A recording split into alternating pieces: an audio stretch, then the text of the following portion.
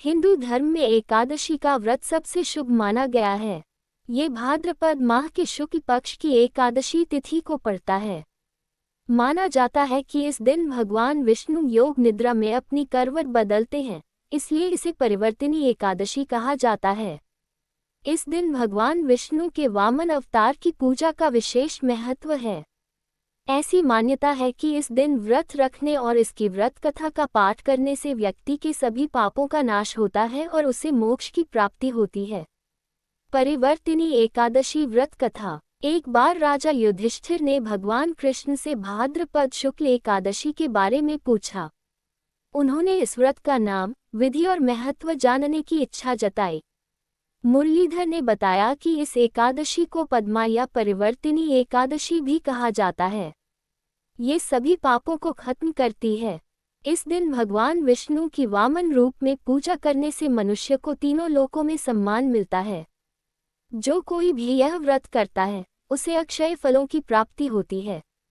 वहीं इस दिन भगवान विष्णु अपनी करवट बदलते हैं, इसलिए इसे परिवर्तिनी एकादशी कहा जाता है। युधिष्ठिर को ये सुनकर आश्चर्य हुआ और उन्होंने पूछा, प्रभु, आप कैसे सोते और करवट बदलते हैं? आपने राजा बलि को किस तरह वामन रूप में छलकर बांधा था? चातुर्मास में व्रत की क्या विधि होती है? तब भगवान कृष्ण ने राजा बलि की कहानी सुनाना शुरू किया। राजा बलि एक बहुत शक्तिशाली असुर था और भगवान का परम भक्त था। वह यज्ञ और दान पुण्य करता था, लेकिन उसने अपने बल से इंद्रलोक और सभी देवताओं को हरा दिया था। सभी देवता परेशान होकर भगवान विष्णु के पास गए और उनसे मदद मांगी। देवताओं की प्रार्थना सुनकर भगवान विष्णु ने वामन रूप धारण किया। भगवान कृष्ण ने आगे बताया, मैंने वामन रूप में राजा बलि के पास जाकर उनसे दान में 3 पग भूमि मांगी। बलि को लगा कि यह बहुत छोटी सी चीज है और उन्होंने तुरंत मुझे 3 पग भूमि देने का संकल्प ले लिया। जैसे ही बलि ने संकल्प लिया, भगवान वामन ने अपना रूप बहुत विशाल कर लिया। एक पग में उन्होंने पृथ्वी को नाप लिया, दूसरे पग में स्वर्गलोक को नाप लिया। जब तीसरे पग रखने की कोई जगह नहीं बची, वामन रूप में भगवान ने राजा बलि से पूछा, अब मैं तीसरा पग कहाँ रखूं? बलि ने विनम्रता से अपना सिर झुका लिया।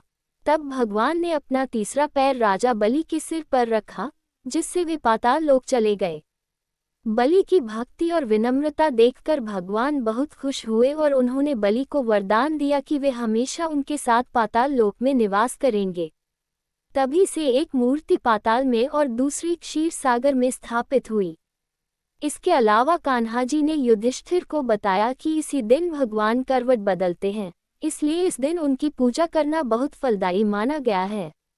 जो लोग श्रद्धा से यह व्रत करते हैं और इस कथा को पढ़ते या सुनते हैं, उन्हें भगवान श्री हरि की कृपा हमेशा के लिए प्राप्त होती है।